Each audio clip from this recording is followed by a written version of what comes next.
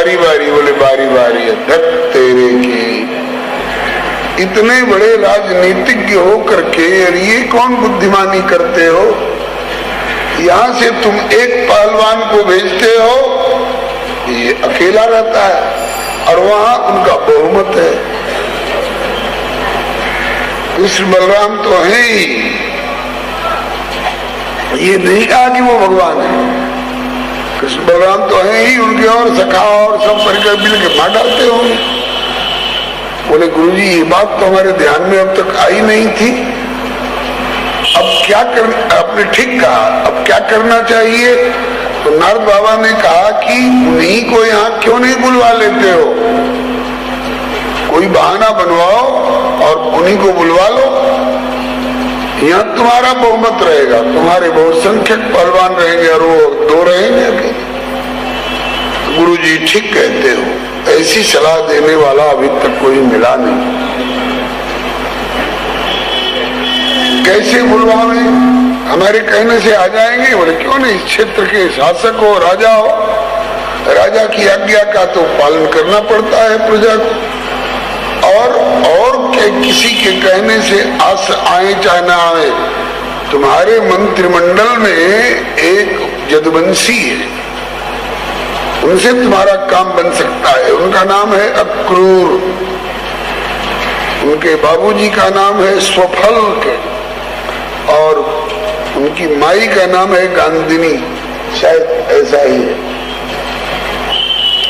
तो उनको भेजो, वो चाचा लगते हैं कृष्ण के और बलराम के, और वो चाहेंगे तो लिवा के ला सकते हैं। लोहा को लोहा ही काटता है। तो अक्रूर जी को भेजा गया, अक्रूर जी लिवा करके आए। उसके बाद अब तक कन्हैया जी किशोर अवस्था की लीला कर रहे थे। किशोर अवस्था 10 वर्ष के बाद शुरू होती है, 5 वर्ष से कम में शैशव बाल अवस्था, और 5 वर्ष के हो गए तो कुमार भय, कुमार जब सब भ्राता, और 6 साल के हो गए तो 6वां से 10वां तक पौगंड अवस्था कहलाती है।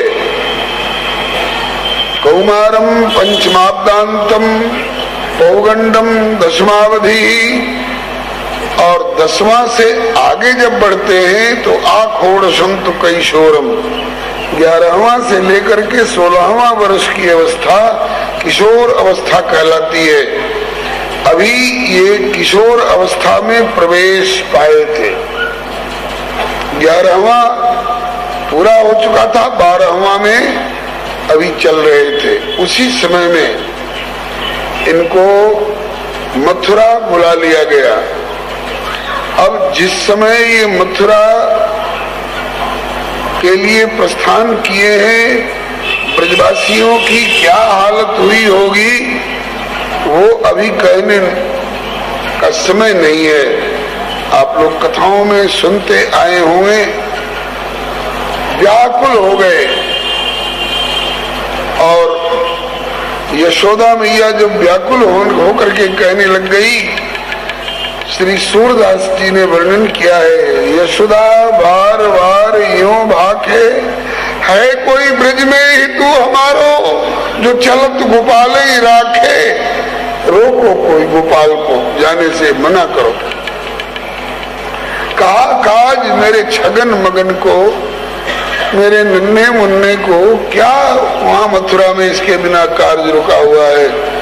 कहा काज मेरे छगन मगन को, नृप मधुपुरी बुलायो, ये सुफलक सुत मेरे प्राण हरण को, काल रूप ही आयो। पता नहीं क्यों मेरे लाल के पीछे पड़ा हुआ है ये दुर्जन कंस। वसुदेव देवकी को कारागार में बंद कर रखा है। अगर चाहे तो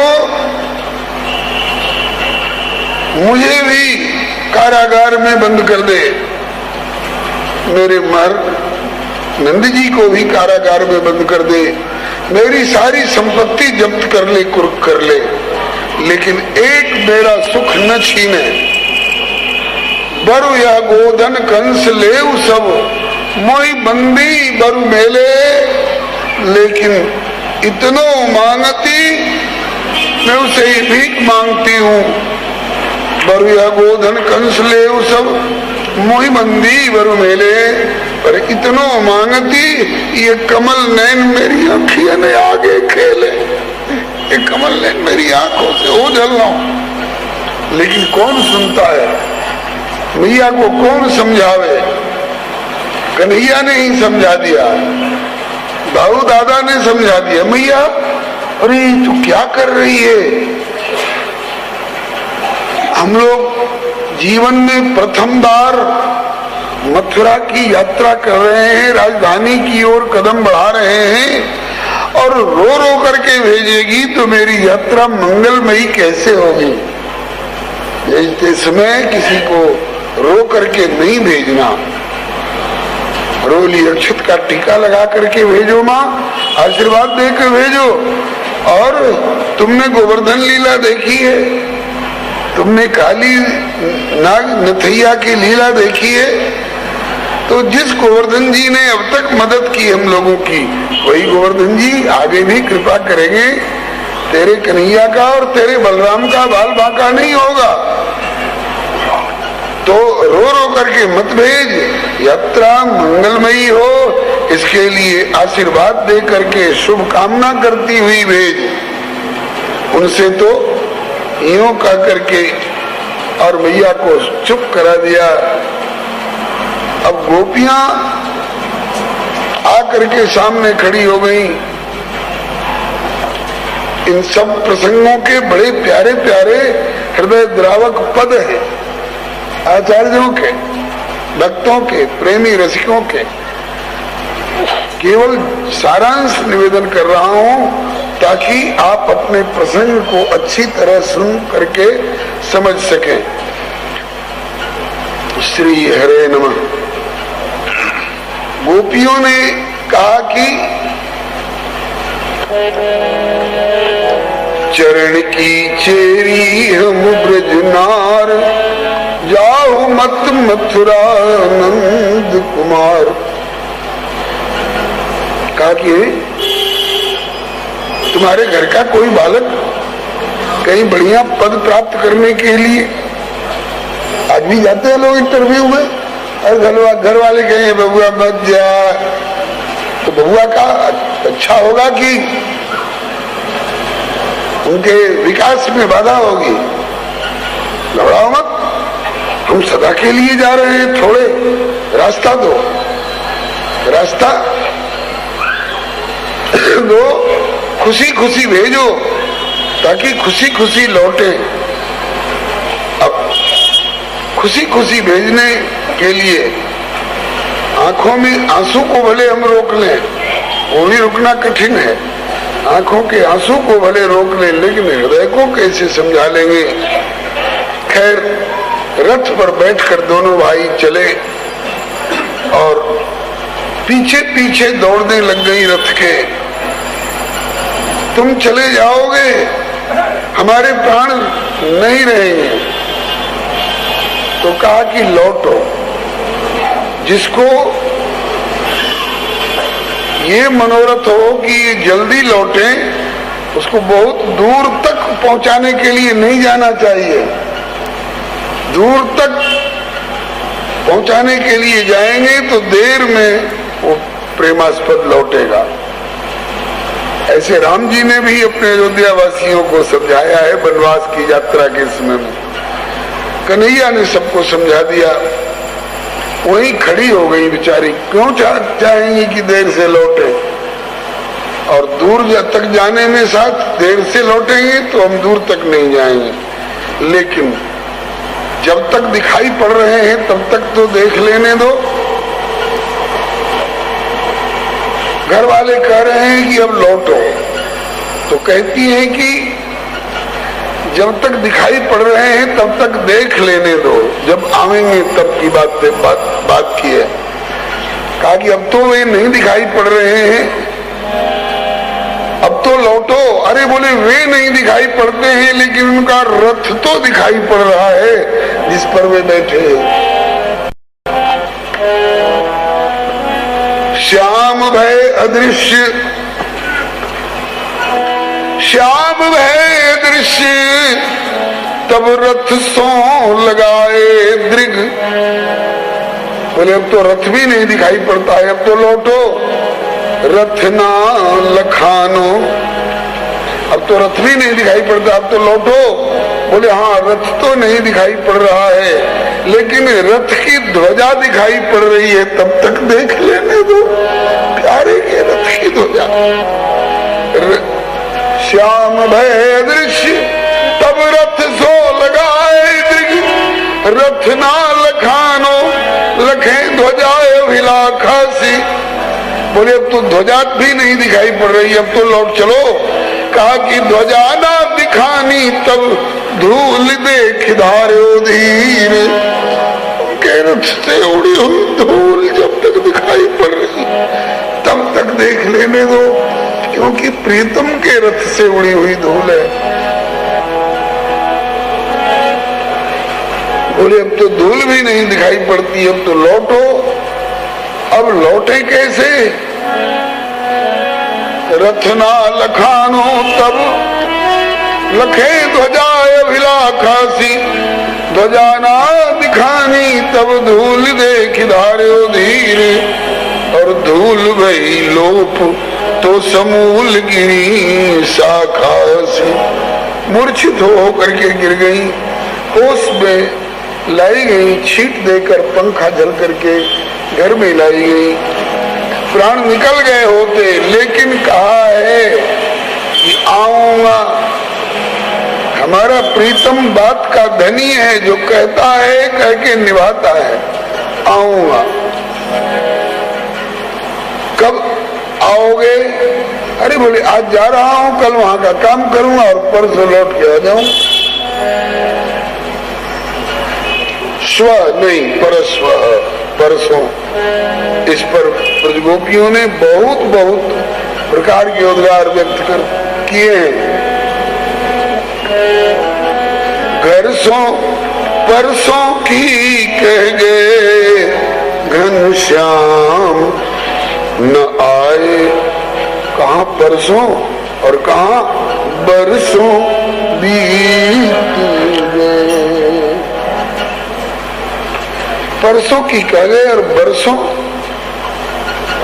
बिताए दिए, अभी तक आए नहीं।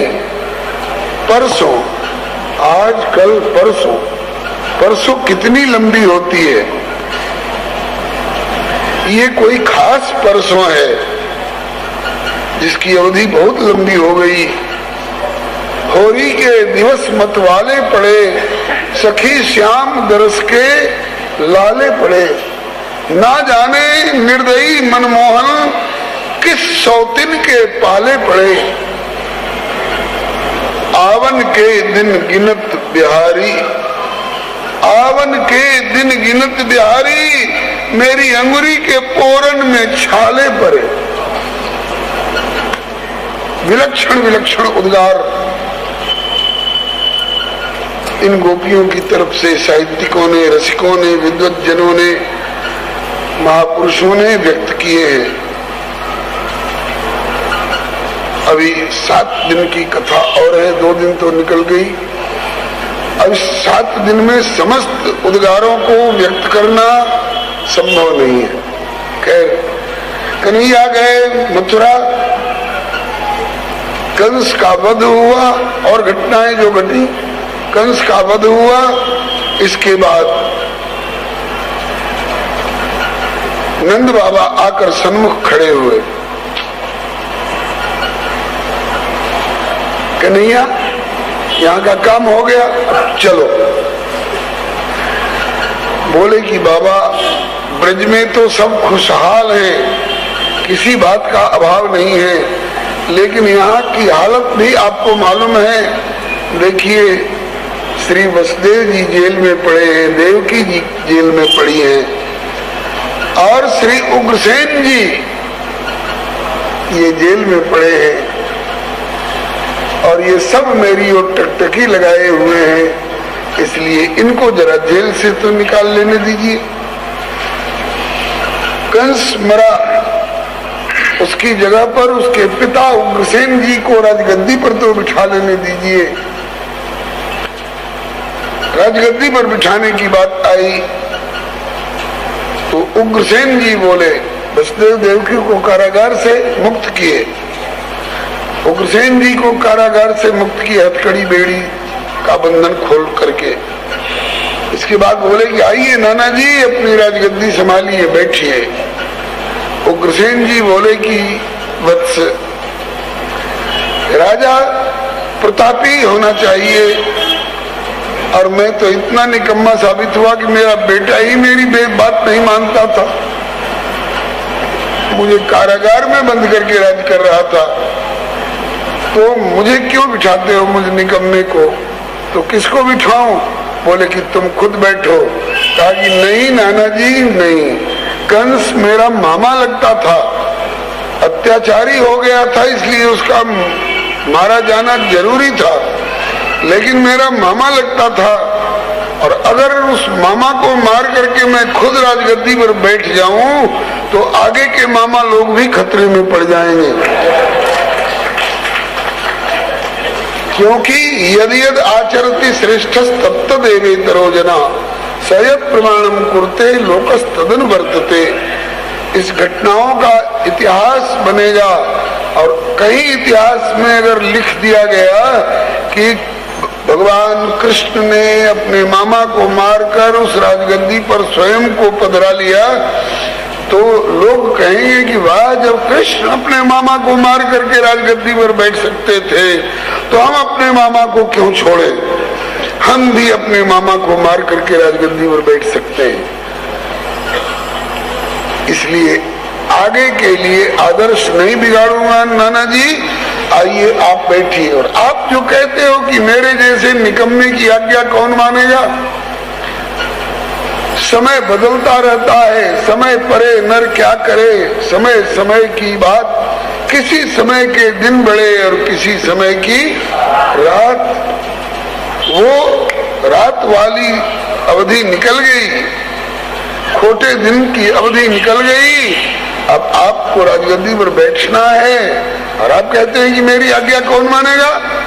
अरे कन्हैया आपका छड़ीदार बन करके मथुरा नरेश महाराजाधिराज श्री उग्रसेन जी महाराज के जीवन की जय जयकार हो, ऐसा कहते हुए मैं आपको सलामी दूंगा।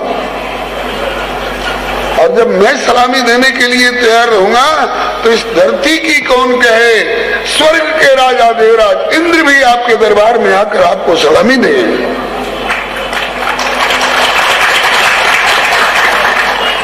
भक्तवत्सल भगवान की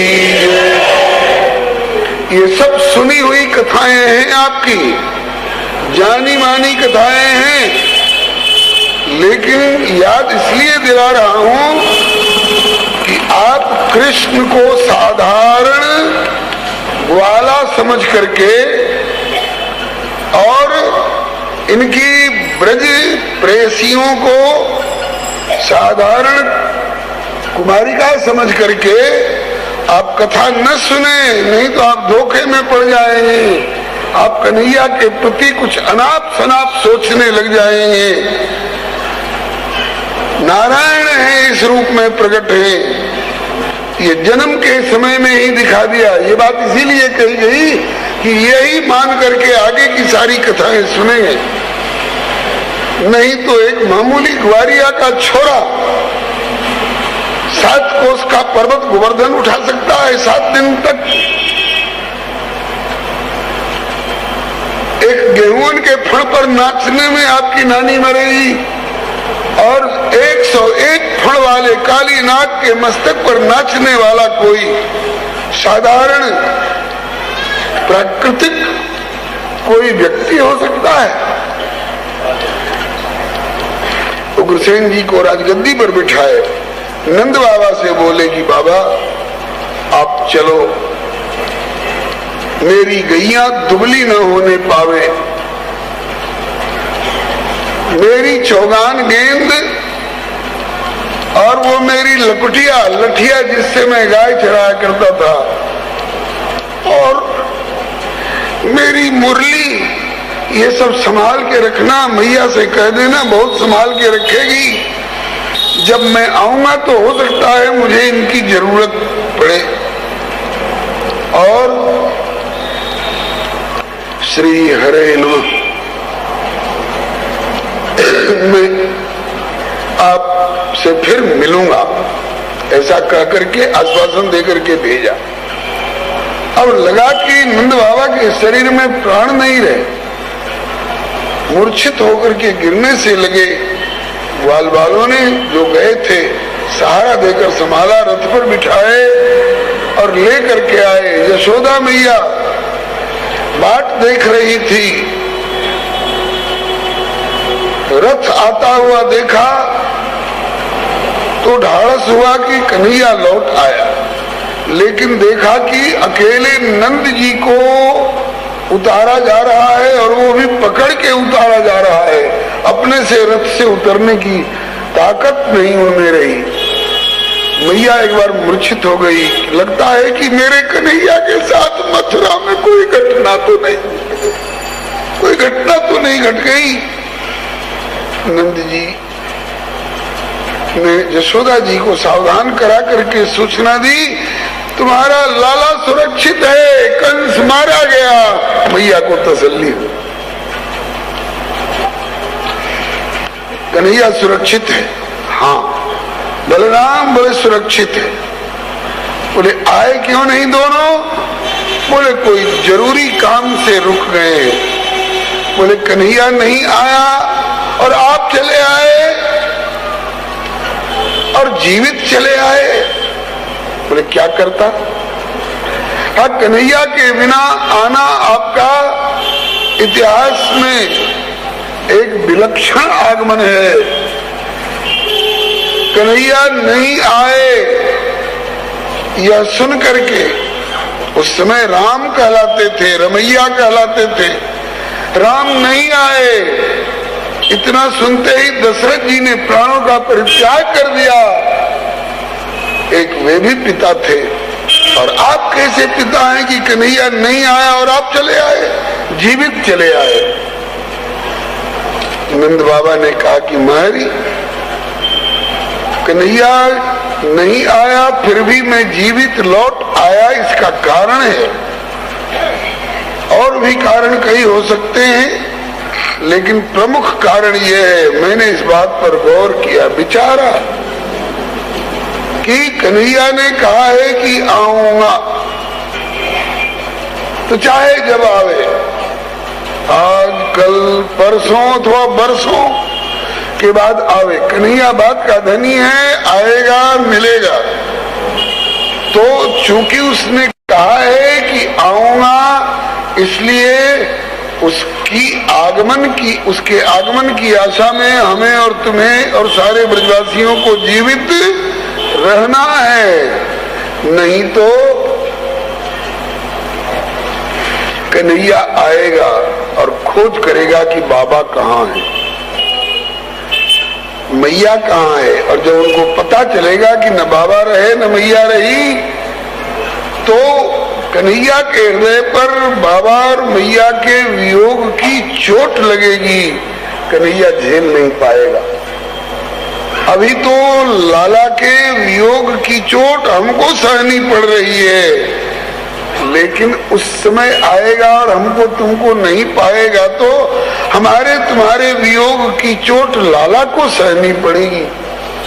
लाला के वियोग की चोट हम सह लें, हमारे वियोग की चोट लाला को सहनी न पड़े, इसके लिए अपने लिए नहीं, कन्हैया के लिए हमको जीवित रहना है। बड़ा उत्तम भाव है, ये श्री सूरदास जी ने सूर सागर में वर्णित किया है। आइए अब नंद बाबा और यशोदा मैया और सारे ब्रजवासी प्रतीक्षा कर रहे हैं, कब आएंगे कन्हैया, कब आएंगे। आज नहीं आए, कल नहीं आए, परसों नहीं आए, तो हो सकता है 2-4-10 दिन के बाद और जरूरी काम हो निपटा के आवे। बरसों निकाल दिए। इस बीच में उधर कन्हैया क्या कर रहे हैं? कन्हैया जी का जनेऊ हुआ। अभी तक ग्वाल परिवार में थे, वहां जनेऊ का क्या काम? वहां तो खेलो खाओ गाय चराओ। वसुदेव जी के परिवार में आए तो यहाँ उपनयन संस्कार हुआ। अब तो जनेऊ को लोग समझते हैं कि कोई जरूरत नहीं है, और कोई कोई औपचारिकता निभाने के लिए करा भी लेते हैं तो उतार के खूंटी पर धर देते हैं, कहते हैं कि क्या जरूरत है। लेकिन इसी जनेऊ और इसी चोटी के चलते गोविंद सिंह जी के 2 लाल प्यारे डटे धर्म पे देश के वे दुलारे दीवाल में चुन दिए गए। कह रहे हैं यमन शासक लोग, अब भी इस्लाम कबूल कर लो, तुमको राजकुमार की पदवी दी जाएगी। अब भी चोटी कटा लो, अब भी जनेऊ उतार दो। कहा कि सिर कट सकता है लेकिन चोटी नहीं कट सकती। गर्दन उतर सकती है, सिर उतर सकता है, लेकिन जनेऊ नहीं उतरेगा। घर पर सिर रहते। कन्हैया का जनेऊ हुआ, गायत्री मंत्र का उपदेश हुआ गर्गाचार्य के द्वारा। ये कुल पुरोहित रहे। गायत्री मंत्र की मर्यादा है, विधिवत सुनी जाती है, विधिवत उपदेश की जाती है, कान में उपदेश की जाती है। और अब गायत्री मंत्र खुले आम उच्चारण किया जाता है। समय का प्रभाव है, मैं इस प्रवाह को रोक नहीं सकता, लेकिन सुनता हूँ, देखता हूँ तो मन में खेद होता है। हमारी आर्ष परंपरा को मिटाया जा रहा है जानबूझ करके। श्री हरे नमः। कन्हैया ने उपनयन करा करके गुरुकुल में प्रवेश करने की इच्छा व्यक्त की, अथवा कहा गया कि लाल खेल कूद वाला समय तो बहुत निकाल लिए, लेकिन अब थोड़ा पढ़ने लिखने का भी काम होना चाहिए। प्रभु ने कहा कि जरूर जाऊंगा विद्यालय, नहीं तो मेरे आगे के बाल बच्चे कहेंगे कि जब कृष्ण बलराम विद्यालय नहीं गए तो हमको विद्यालय जाने की क्या जरूरत है। इसलिए आगे के लोगों को विद्यालय की शिक्षा देने के लिए मैं जाऊंगा विद्यालय। और विद्यालय में कहाँ गए? मथुरा में भी एक से एक महामहोपाध्याय प्राध्यापक थे। नहीं, मथुरा में नहीं पढ़े। काशी आ सकते थे, काशी में भी नहीं पढ़े। कश्मीर जा सकते थे, वहां भी नहीं गए। कहाँ गए? उज्जैन, अवंतीपुरी, अब उज्जैन बोलते। सांदीपनी गुरु जी के यहाँ, सांदीपनी गुरु जी को, अभी गुरु नहीं बने थे सांदीपनी जी, विद्यार्थी थे। उसी समय इनके गुरु जी ने इनको इनकी सेवा से प्रसन्न होकर के आशीर्वाद दिया था कि बेटा, तुमने मेरे पागलपन की दशा में जब सब साथ छोड़कर चले गए, मेरी मार गाली सह करके तुमने मेरी सेवा की, इसलिए मैं प्रसन्न हूँ। अब तुझे विद्या पढ़ने की जरूरत नहीं। अब तू बिना पढ़े ही विद्वत शिरोमणि होगा, विद्वत वरेण्य होगा, तू गुरु होगा। और ऐसा वैसा गुरु नहीं होगा, ऐसा गुरु होगा तू कि तेरे यहाँ कृष्णम वंदे जगत गुरुम, सारे विश्व के गुरु भगवान श्याम सुंदर विद्यार्थी बनकर पढ़ने आएंगे। शेष शेषी कृष्ण बलराम के रूप में पढ़ने के लिए आएंगे। तभी से प्रतीक्षा कर रहे थे सांदीपनी गुरुजी। और अब उस वाक्य की पूर्ति का समय आया है, इसलिए काशी नहीं गए, कश्मीर नहीं गए, मथुरा में नहीं गए।